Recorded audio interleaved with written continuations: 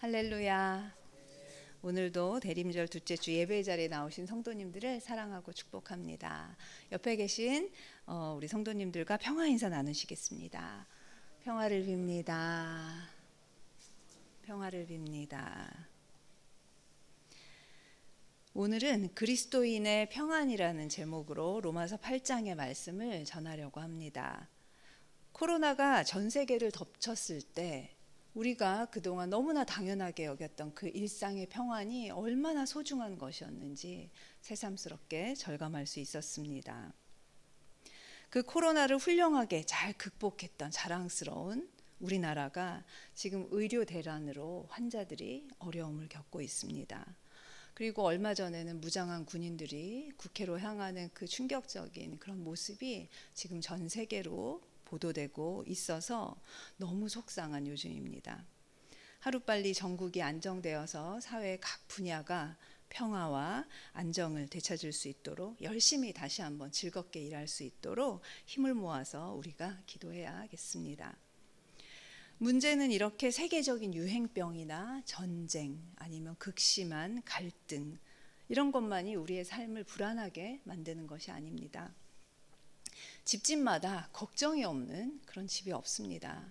자녀가 안 생겨서 걱정하는 집도 있지만 자녀가 많아도 가지 많은 나무에 바람 잘 날 없다는 속담이 있죠. 걱정이 많이 있습니다.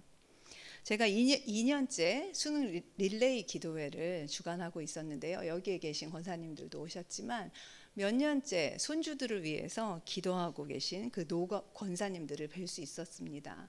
한 권사님은 저희 교회 수능 릴레이 기도회가 없었을 때는 다른 교회에 가서 그 하루 종일 그 수능 릴레이 기도를 참석하셨다고 말씀을 하셨습니다. 손주 하나가 입시를 끝내면 또 다른 손주가 입시를 시작하고 그렇죠. 그래서 자녀를 다 키우고 이제 편안히 계셔야 할 우리 권사님들이 그 자녀의 입시 때마다 하루 종일 아침 8시 반부터 저녁 5시까지 그렇게 기도하시는 모습을 보면 엄마보다도 또 우리 할머니들도 정말 바쁘고 여러 가지 걱정이 많으신 것 같습니다. 물질도 마찬가지입니다. 물질이 없으면 걱정이죠. 하지만 물질이 많아도 걱정이 있는 사람들을 주위에서 볼 수가 있습니다. 이처럼 이 땅에서 사는 동안 우리는 수많은 이유로 걱정과 불안해서 자유롭지가 않습니다. 이것이 우리가 살아가는 실존적인 현실의 모습입니다. 그런데 세상이 아무리 흔들어대도 끄떡없는 사람들이 있습니다. 누구죠? 그리스도인입니다.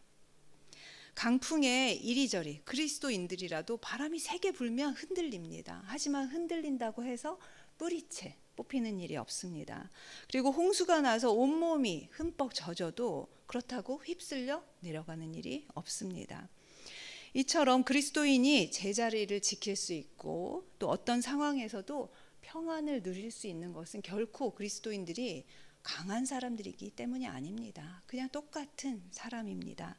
하지만 그들이 강할 수 있는 이유는 우리를 위해서 하나밖에 없는 아들을 내어주신 하나님과 또 죽기까지 우리를 사랑하신 예수님과 성령님께서 삼중으로 철통같이 우리를 붙들어 주시기 때문입니다. 오늘 함께 나눌 본문인 8장은 성령을 따라서 사는 사람들과 육신을 따라서 사는 사람들이 그 인생의 종착역이 어떻게 다른지를 잘 말해주고 있는데요. 5절과 6절을 제가 읽어드리겠습니다.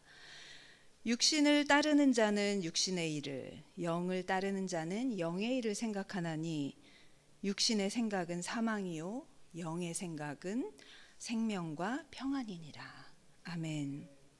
육신을 따르는 자는 어떻게 되죠? 결국 죄를 짓게 됩니다. 그리고 죄의 대가, 죄의 삭신, 그 사망에 이르게 된다는 것입니다. 영을 따르는 사람은 어떻게 된다고요? 영원한 생명과 평안에 이른다고 성경은 분명히 말하고 있습니다. 그런데 육신의 생각이 그렇게 악하기만 할까요? 주위에 보면 착한 사람들이 너무 많은데 왜 육신을 그렇게 악한 것이라고 말할까요? 아마 이 생각은 옛날 사람이나 지금 사람이나 동양 사람이나 서양 사람이나 비슷했던 것 같습니다. 여러분 전래동화 중에 도깨비 감투라는 이야기 혹시 아세요? 아시죠? 어떤 사람이 길을 가다가 어떤 도깨비 감투를 주웠는데 그거를 우연히 머리에 썼더니 자기가 안 보이는 거예요. 그 다음부터 이 사람은 무엇을 했을까요? 도둑질을 하기 시작했다고 합니다. 그러다가 그 감투가 귀퉁이가 찢어져서 결국은 들키게 됐다고 하는 것입니다. 그런데 서양에서도 비슷한 이야기가 있습니다. 아주 훌륭한 철학자 플라톤이 쓴 국가라는 책에는 어떤 착한 평화로운 나라에 착한 목동이 있었는데요. 우연히 죽은 거인을 발견하게 됩니다. 그런데 그 거인의 손가락에 반지가 있는 거예요. 그래서 그 반지를 빼서 자기 손가락에 끼웠는데 어떻게 반지를 만지작거리다가 보니까 어떻게 만지면 자신이 안 보인다는 사실을 알게 된 것입니다. 그 착한 목동은 어떻게 됐을까요? 그 평화로운 나라의 왕비를 취했고요. 그 왕을 죽이고 자신이 그 왕의 자리를 차지하는 악한 짓을 저질렀다고 합니다. 이 이야기가 시사하는 바는 무엇일까요?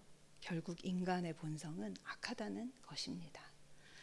그러나 성령을 따라 사는 사람은 본성을 거스르고 선한 길을 따라갑니다. 어떻게 본성을 거스르는 일이 가능할까요? 우리 힘으로는 잘 안 되죠. 저는 본문에서 두 가지 이유를 발견했는데요. 첫 번째는 양자의 영이신 성령이 우리를 하나님의 자녀로 만들기 때문입니다. 고아가 서러운 것이 왜 그럴까요?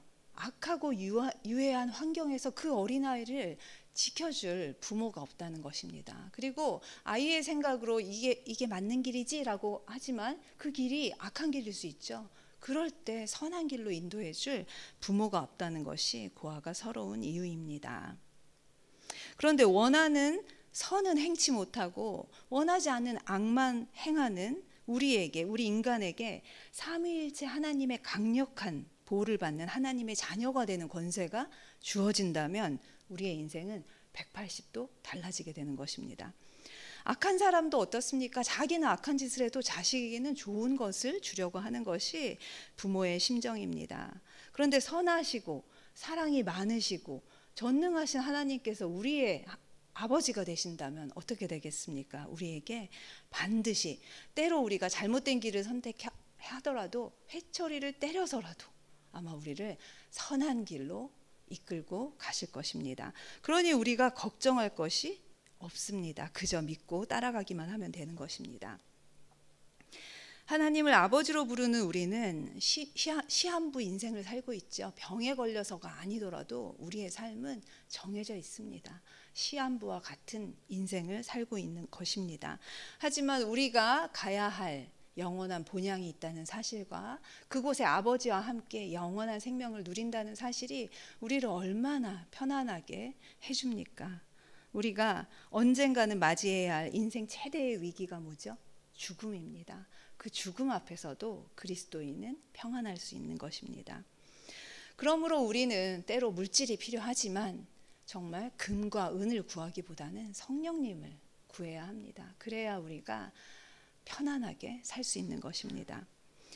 영을 따라서 사는 삶이 본성을 거스르며 선한 길로 갈 수 있는 두 번째 이유는 성령님이 우리를 위해서 말할 수 없는 탄식으로 간구하시기 때문입니다.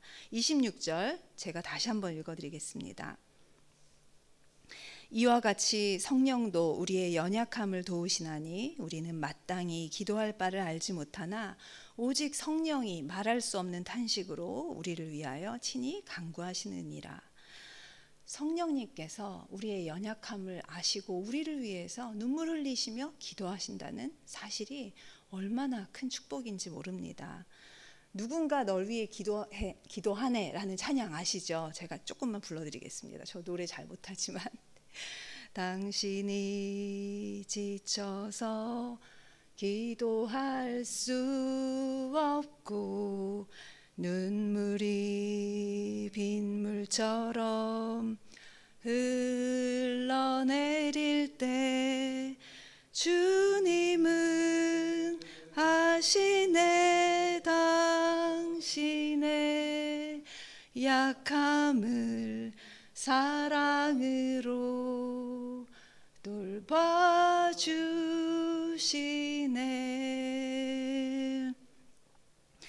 누구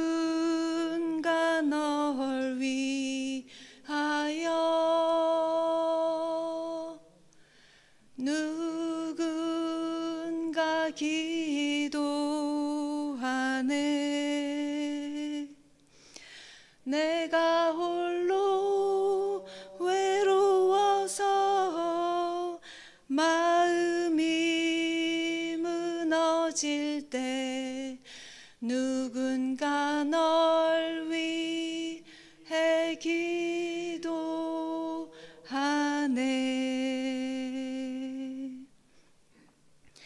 저희 교회에 중보팀이 두 팀이 있습니다. 모교 중보팀, 일요 중보팀인데요.